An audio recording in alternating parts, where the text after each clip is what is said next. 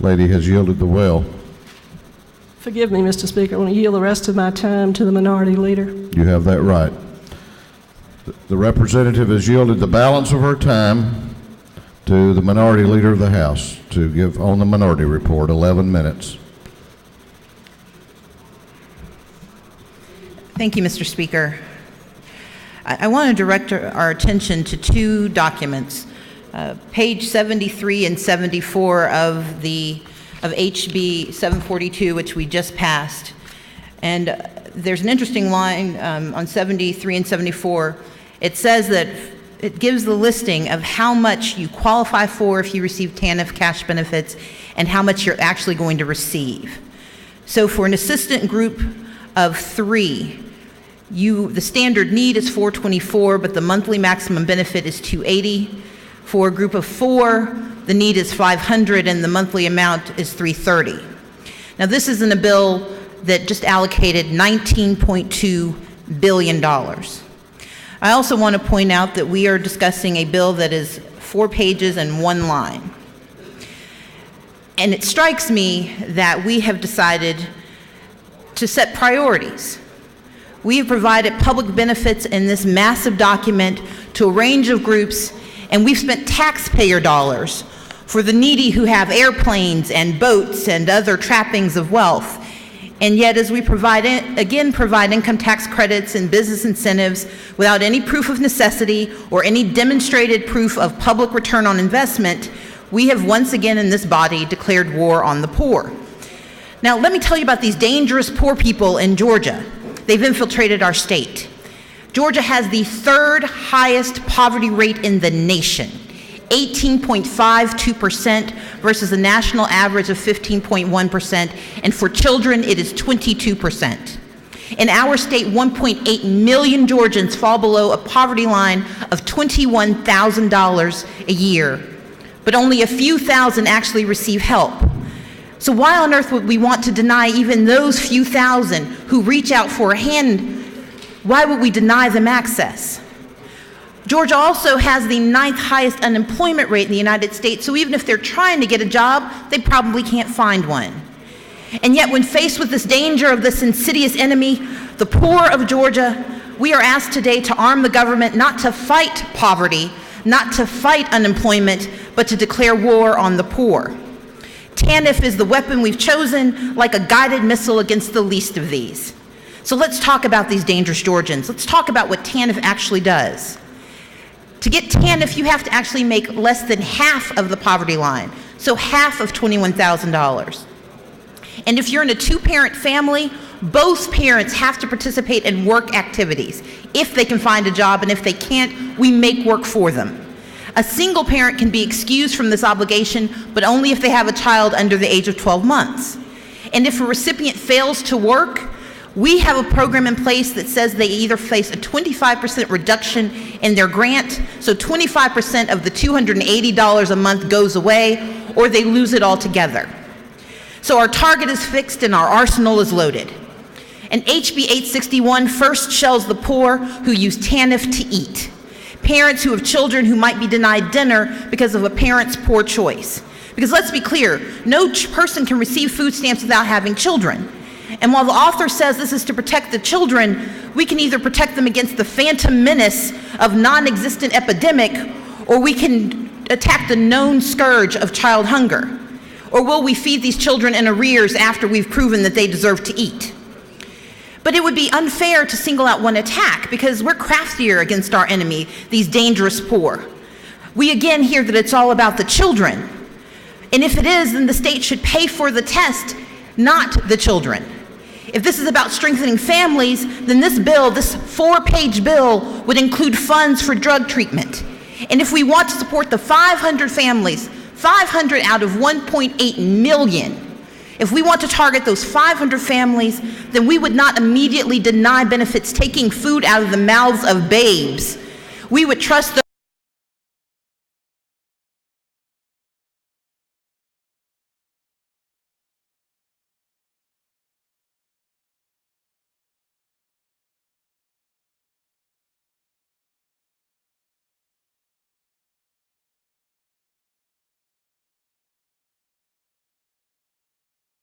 very narrowly targeted program, but I direct your attention to lines 34 through 36, 48 through 49, and 50 through 52. We use a fairly broad definition for describing TANF benefits, and we say that if the money is being spent, then it's a benefit. Well, in Georgia, over the last few budget cycles, we have plugged budget holes by redirecting TANF funds. So again, I direct your attention to the budget we just passed, because in this budget, we use TANF funds for adoption services, for family violence services, for after-school care, for out-of-home care. In prior years, we've done family violence, family connection, and funding food banks. So rather than forcing only hungry families to prove they're not addicts, now we have to make other poor people prove that they aren't addicts too. So from now on, under this bill, if you read the plain language, a woman and her child seeking family violence assistance that will require TANF funds has to take a drug test before she can be admitted to a shelter. A grandparent seeking after-school care for a child with a learning disability has to pay for a drug test before she can enroll her child. A father seeking adoption services because he wants to live up to his obligations has to take a drug test. We provide public benefits to CEOs and college students and legislators, but we only seem determined to aim at those whose voices we should be lifting in this building, not suppressing. Now, I cannot tell you what lies in the mind of the author, but I can tell you that if we shoot indiscriminately to make a political point, we are going to hit your constituents who do not have the luxury of time or the providence of hindsight when we realize we were wrong.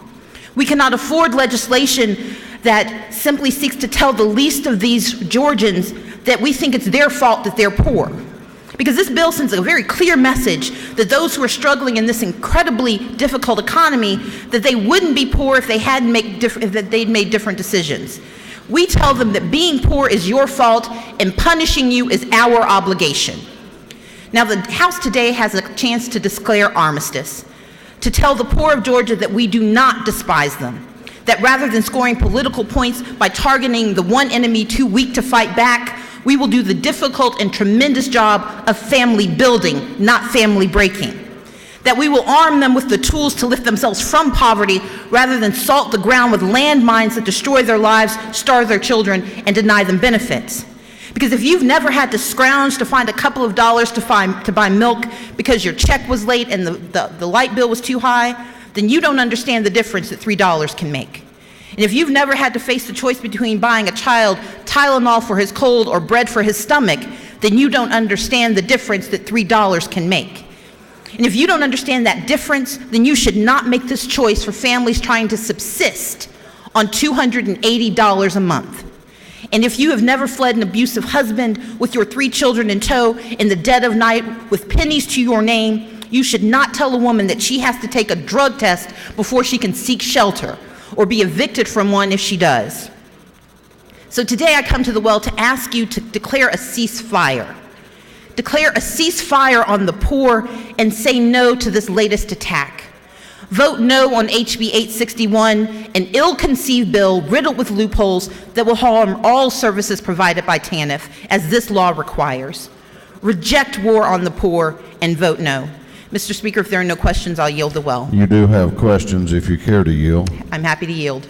Chair recognizes Representative Bell to your left for a question. Thank you very much, Mr. Speaker. Does the lady yield? I do. Isn't it true that TANF is primarily federally funded? It is. And isn't it also true, as you mentioned, that we continue to cut our state portion of TANF funds? We do. In fact, we spend about $346 million, but we've redirected almost $100 million to fund other programs. Will the lady yield? Yes. And isn't it also true that the majority of the money now comes from third-party and private funds? It does. In order to meet our obligation to draw down those federal funds, Georgia has redirected its funds in order to capture the match.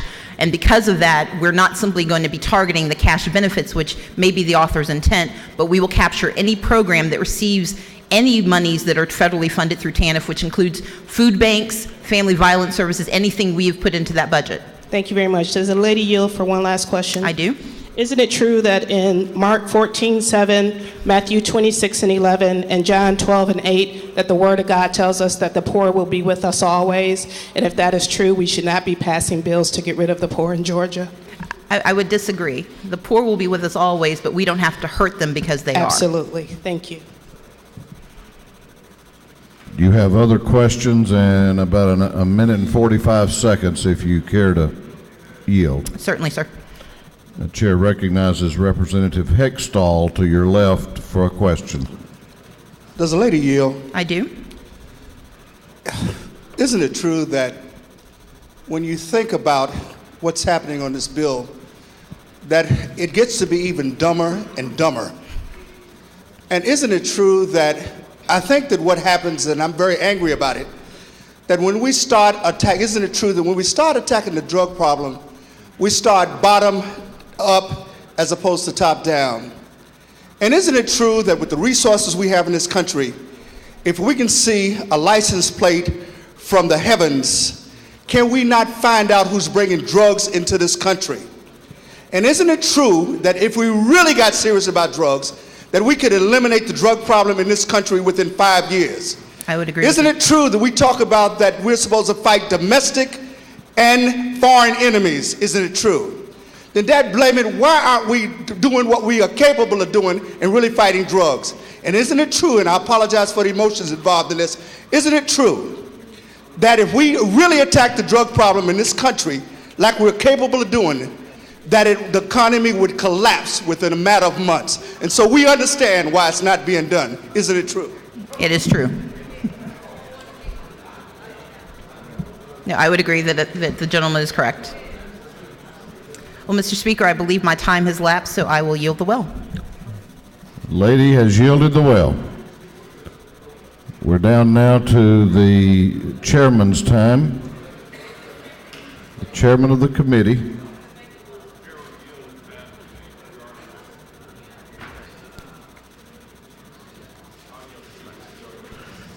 The chairman of the committee has yielded his time to the Majority Caucus Whip, Representative Lindsay. Thank you, Mr. Speaker. I come to you today in two capacities, one in which I am very comfortable in, and that is a lawyer legislator, and one in which I don't usually talk about, and that is the child of a dysfunctional family that was torn apart by addiction. Let me first start off by talking about the latter. For those of you who were fortunate enough to be born and raised in homes that were not torn apart by addiction, you do not know, and you could never quite totally understand, the horrors that fall upon a child who is in a home in which there is a parent who is an addict. It is a true horrible situation. I support this bill. And I support this bill because I believe that it attacks head-on an enormous problem in our society, and that is the plight of children in homes in which a parent is an addict. I saw from very personal experience, as I am hearing today, what effect there is on the child when folks choose to ignore the problem, to try to simply show compassion, and to try to simply put a loving hand on someone, instead of demanding that they attack the problem head on. I saw time and time again as a child what impact that had, and that impact was nothing. And then I saw the impact of tough love, in which someone forced a parent to look in the mirror and face the fact that they were an addict and that something had to be done for the welfare of their family. I saw the positive impact of tough love. It is what saved my family, it is what saved me, and it is what this bill is all about. Yes, there is tough love in this bill. Yes, it will require parents who are addicts to have to look in the mirror and face their demons and deal with it. And it will save children's lives. It will make their lives more meaningful. I say that not as a theory, but because I have lived it. I have seen the positive impact on tough love. And I've seen what a difference it can make in people's lives, and I believe that this bill is an important first step. Is it everything that we need to do? No, it's not. Perhaps we also need to look at other issues such as alcoholism and its impact on families. And yes, maybe there's a way for us to deal with that too. But this bill is a positive step forward. Make no doubt about it. It will make a positive impact. And we're trying to do so in other ways. When folks stand up here and talk about, well, why aren't you attacking other issues when it comes to drug abuse? Well, we are. We've expanded drug courts in this state. We are trying to get a bill passed that you will be seeing in the coming weeks that will deal with the problems of drugs in our society and its impact on the criminal justice system. So this bill isn't the only time that you will be dealing with this issue, but it is one important step forward. And it will have, in my opinion, a positive impact on families in our nation. Now for my role that I'm more comfortable in, and that is as a lawyer legislator. I do believe that this is a positive public policy move forward, but I also wish to see us move forward prudently, because as my friend Representative Oliver mentioned, there are attacks on this public policy in other states, and there is currently a lawsuit regarding the Florida statute. I want us to see us move forward prudently and slowly. I want to see what the 11th Circuit does before its implementation. That's why those of us in the Judiciary Committee decided to delay implementation until July 1st, 2013. That case is presently before the courts in the 11th Circuit. We hopefully will have a decision well before the end of this year. We'll be able to then adjust this bill before it goes into effect on July 1st, 2013. So, I believe, in short, that this is a positive public policy statement by this state as part of an overall attack on drugs in our society that we are seeing on so many other fronts in this General Assembly this year.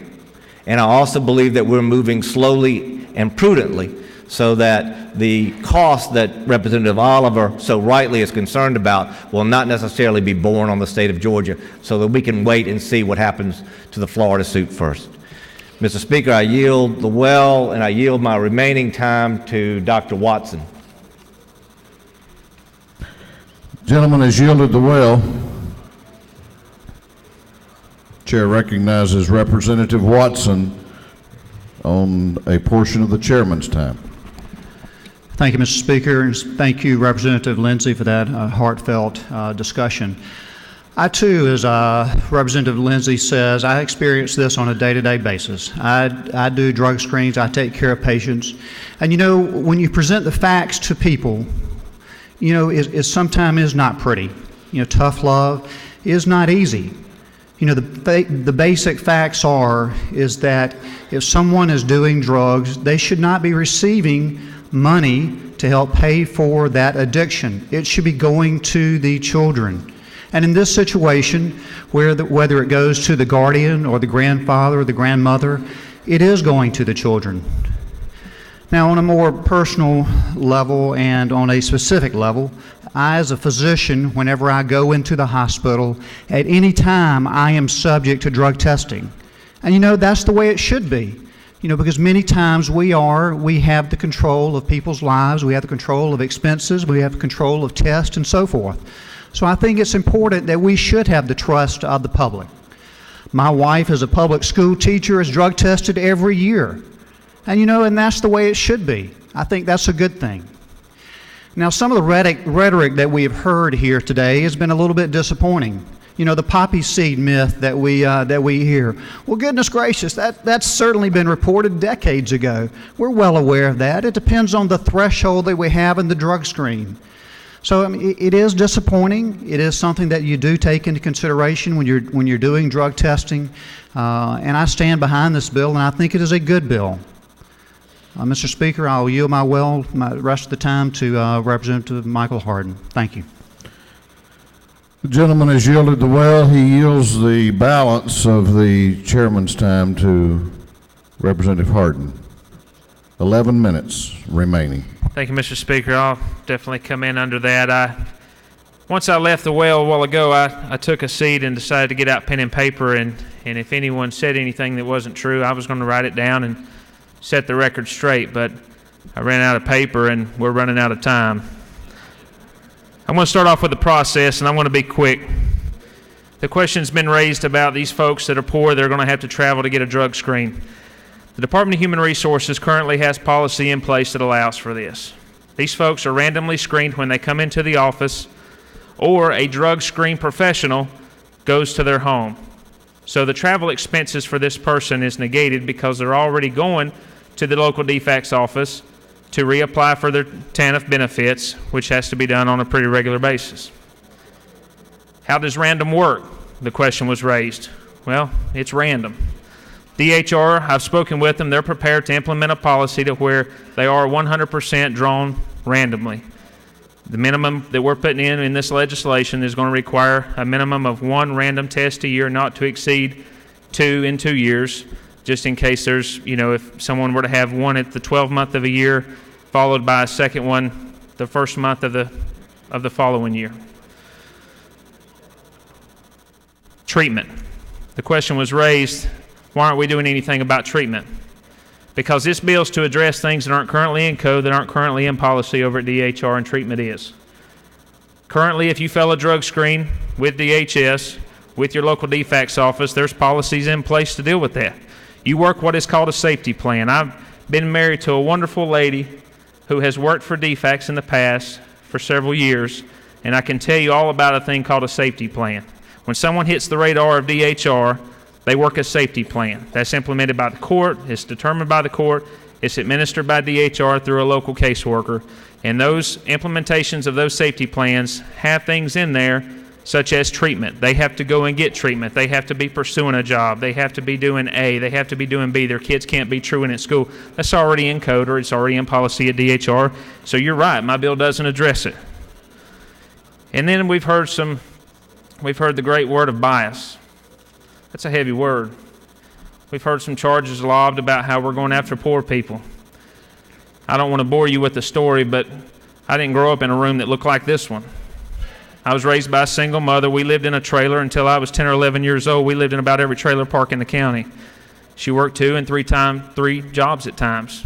She'd get me up at 4 o'clock in the morning to go to a local chicken plant and gut chickens, only to get off at 9 a.m. to go to work at a local restaurant. I know what $3 is. I know what that feels like. That's why I'm bringing this bill, because it's about the kids. And I know, not only as someone who's grown up in that environment, but as someone who's been married to someone who's seen it on the front lines through DFACS, that there are kids that aren't getting those resources. There are mamas and daddies, and let's say it is only 500. Someone said it's only 500. Really? Are we really going to talk like that? 500? It's only 500. It's only potentially 3,000 kids. We got better things to do. The clock's running out. It's only 500. Come on. We can do better than that.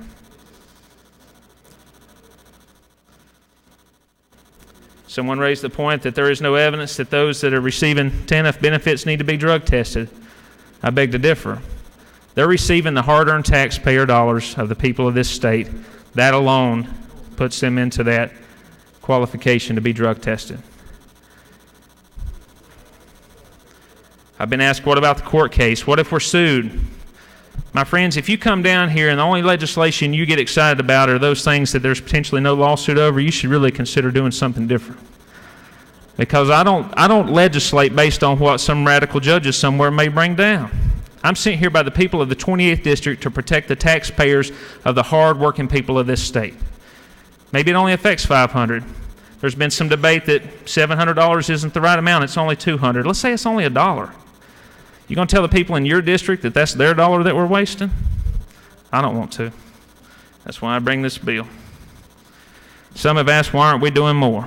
The gentleman in the back got pretty passionate about that, and I agree. Something should be done. So I went and saw legislative counsel and wrote a bill. And if there's something that's not in this bill that you think should be done, I encourage you to do the same. Write a bill. I look forward to seeing it. My friends, a lot of allegations have been made, but I'm a big boy, and I've got some pretty thick skin.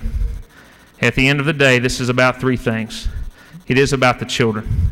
It's about ensuring that those dollars follow those children wherever they may go. It's going to a grandparent, it's going to a sister or an aunt. Because I've never met a drug addict, as I said earlier, that's responsible. The second, folks, that this is going to help are those that are on drugs, the addicts. It's going to put them on the radar screen, and it's going to get them help. A lot of them don't volunteer that information. So there is something called tough love. And the third one that it's going to protect are the taxpayers of this state. This is going to ensure that their taxpayer dollars are being used as a hand up, not a handout. I want to help. And I hope that no one fails a drug screen. I hope that no one loses benefits. I hope I don't have a number. Some have said 8%. That was actually given by the other side. I hope it's not that high. I hope it's no one. But if it is, that is a drug addict that is stealing from the taxpayers of this state. And that is a family somewhere else in this state that's not receiving those funds because us as a state are not being guardians of the taxpayer dollars. With that, Mr. Speaker, I yield the well and I ask for your favorable consideration of a good bill, House Bill 861. Thank you. You have questions. He's yielded the well. Gentleman has yielded the well.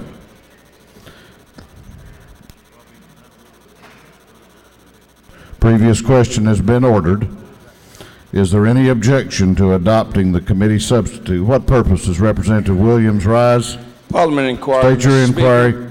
Is it not true that 2 years ago that we spent $19 million on a Go Fish program? Was that for the kids? I think history speaks for itself on anything we might have done, Representative. Thank you. What purpose does Representative Abdul Salam rise? Parliamentary inquiry, Mr. Speaker. State your inquiry. Is it not true that the TANF bill, or the TANF regulations now, only provides benefits if you earn less than $784 a month?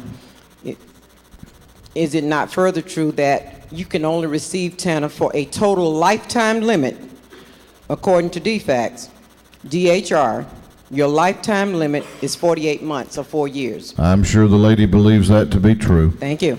Chair, what purpose does Representative Wilkerson rise? Parliamentary inquiry. State your inquiry.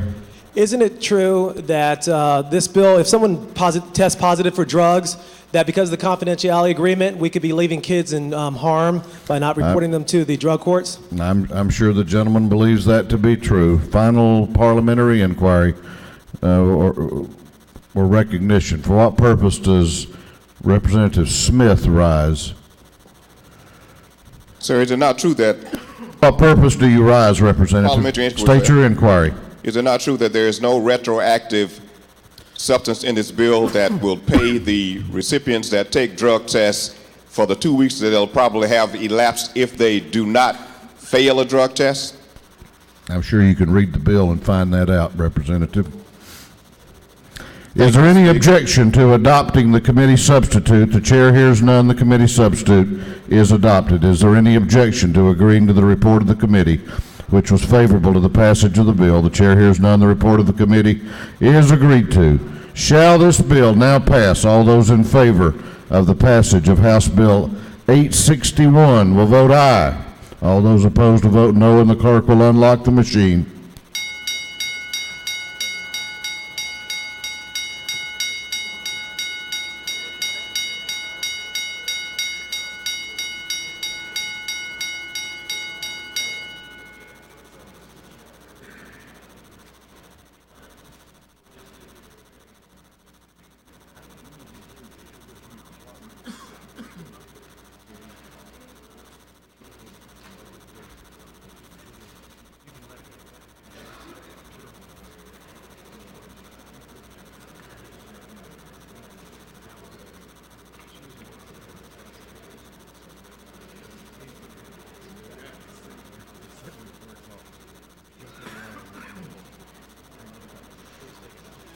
Have all members voted?